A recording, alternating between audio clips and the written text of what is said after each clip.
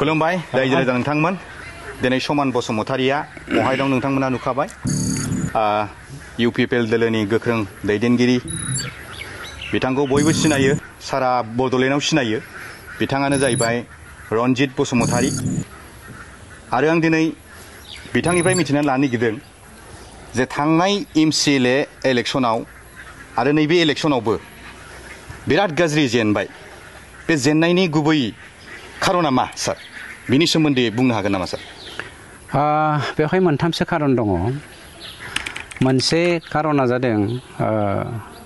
जोंनि UPPL दोलोनि बेरेखायै सकल ओभारअल आसामनि माखासे इन्टेलेक्चुवेलफ्रा मानव गेदेर प्रमद बर' बिथांनि दैदेननायाव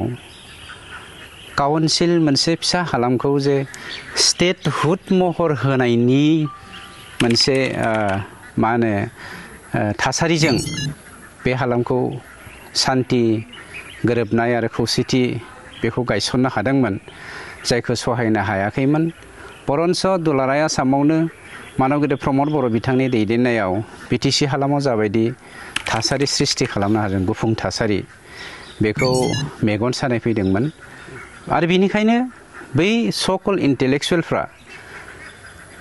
बर'लेण्ड हालामाव बर'फोरनि दैदेननायाव बर'लेण्डनि मानसिफ्रा जेन गुबुन मोनसे पलिटिकेल सिनारिय'खौ चेन्ज खालामनो दा हाथों बे थांखिजों खैसार सानानै जोंखौ फेजेनदों नाम्बार 2आ जादों जोंनि जा हालामनि रायजो राजाफोर एखे स्ट्रेट फरवार्ड बे बाथ्राया जे थांनाय 17 इयार्सआव हाग्रामा महिलारि बिथांनि दैदेननायाव अपोजिशननि जा रल बे रलखौ मानसिफ्रा हमदांनो हायाखैमोन बरन्स जोंनि UPPL दोलोनि PCDR होननाय मोनसे राजखान्थि हान्जानि मुङाव सास्नि जोंनाव जा MCLA दङमोन बिथांमोनाबो अपोजिशन रल लानो थाङोमोनब्ला बा थांनो नागिरोब्ला बै समनि थासारिखौथ' नोंथांमोना मिथिखागौ माखासे स्टिक एन्ड केरट पलिसि बिथांमोना बाहायनो नागिरोमोन सामटाइम्स बिथांमोना केरटखौ सिगाङाव दोननानै उनथिं थानानै स्टिक पलिसिखौ इउज खालामोमोन जायनि जाहोनाव मानसिफ्रा साहस जायामोन खिन्थु मानव गेदेर प्रमद बर' बिथां फैनायजों लोगोसे बे स्टिक एन्ड केरट पलिसि बेफोर जोबस्रांनायजों लोगोसे जोंनि BTC हालामाव जे जों जे जा सुबुं सानखोखौ साननानै माहारियारि जोंनि महरफोरखौ सिनायनो नागिरनानै जों जा सेन्सास खालामदोंमोन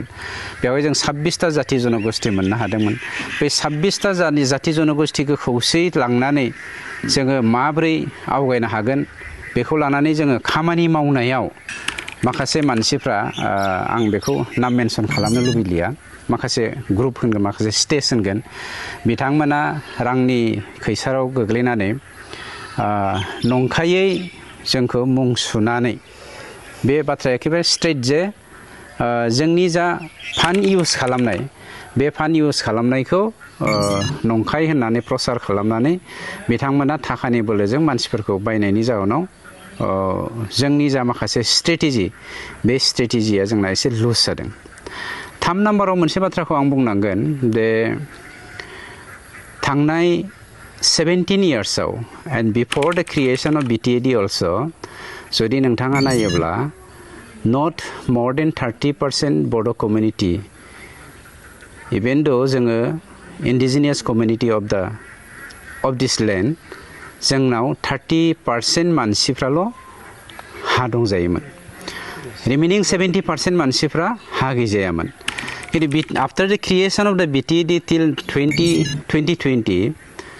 बिफोर द क्रिएशन अफ BTR 34% मानसियाल' 4%ल' मानसिया हा मोननायनि माबाया माबा जादों मा होनो बारायनो हादों खिन्थु जोंनि मानव गेदेर प्रमद बर' बिथांनि दैदेननायाव जोंनि हालामाव 3,66,000निख्रुइबो बांसिन न'खरनि हानि जेंनाखौ जोङो फोसाबनानै जा हानि मोन्थाय बे मोन्नायनि पार्सेन्टखौ जोङो बारायहोनो हादोंमोन बरन्स फैगौ 5 बोसोरनि गेजेराव जोङो कमप्लिटलि हानि जेंनाखौ फोजोबगोन होननानै जोङो पलिसि एडप्ट खालामदोंमोन खिन्थु BPFआ थांनाय समाव ओरैबायदि मोनसे गुन सुबाय जे प्रमद बर' बिथांनि दैदेननायाव टटेल माने मा होनो बिटिसिनि हाखौ जोंनि जा मोनथाय बे मोनथायखौ जोगारनानै गुबुन हारिनो होजोब्बाय बिदि होननानै रिउमार खालामनायजों लोगोसे जोंनि गेजेराव जा रिलिजियास मोनसे कनफ्लिक्टनि इनस्टिगेट खालामदोंमोन बे खालामनायनि जाहोनाव माखासे जोंनि मानसिफ्रा एसे भुल बुजिदोंमोन अपोजिशननि रला माबायदि बेखौ बिथांमोना बुजिनो हायाखैमोन दिनै खिन्थु बुजिनो हादों अपोजिशननि रला मा जादों रुलिं रला मा खालामगासिनो दङ बेखौ खिन्थु नैबे 10 दाननि गेजेरावसो हमदांनो हादों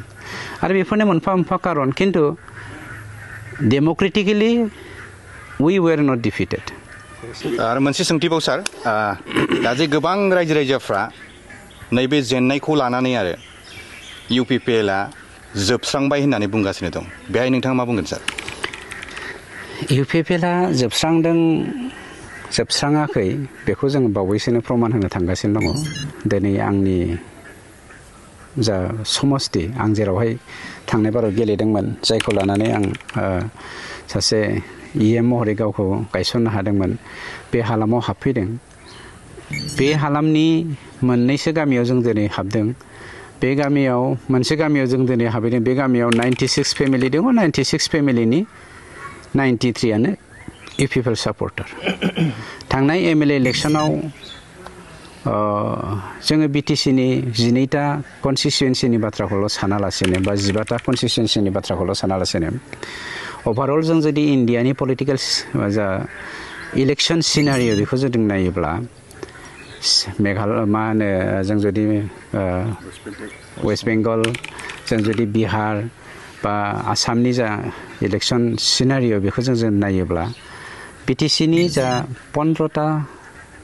समस्ति बेवहाय UPPL दोलोआ लैथोनि थोबसे दै बायदिसो मोनसे खंसे लैथोनि थोबसे जों दै बायदि आरो बेवहाय लैथोजों थोबसे दैया दावहा नांनाया गोरलै बाथ्रा नङा महा गिदिर गिदिर नेशनेल पलिटिकेल पार्टिफोरखौ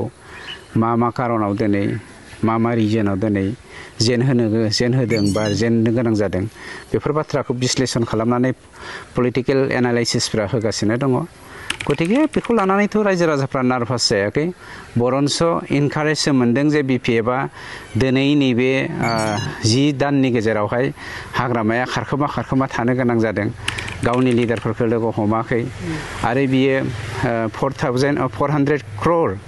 दा नैबे 2026-27 नि बाजेटखौ जा मोनबोदों बेखौ बिथाङा लायबिलिटिस होनायनि दिनै 15% खांगासिनो दङ बेखौ दिनै रायजो राजाफ्रा बुजिबाय आरो बरन्स BPFनि माखासे लिडारफ्रा दिनै UPPL दोलोआव जइन जानानै UPPLनि गेजेरजोंनो हारि दानाय आरो हालाम दानायखौ मावलांनाय जाथों होननानै जों सावरायगासिनो दङ आरो मोनसे बाथ्राखौ आं रोखा बुंनो नागिरदों जोंनिफ्राय जेसेबां सियाल गोथां UPPL दोलोनि लिडारफ्रा BPFआव थांदों बिथांमोना दिनै थावनि मोनैनि जाहोनाव UPPLआव फैफिननायनि थाखाय सुलुं लागासिनो दङ बरन्स बुंनो थांदों 125 एमेन्डमेन्टआ पास जानायनि उनाव गभर्नमेन्ट अफ इन्डियाया उइलिंलि जुदि माबा मोनसे जाउनाव गभर्नमेन्टखौ सिफायनानै गुबुन मोनसे राहा लामा लायोबा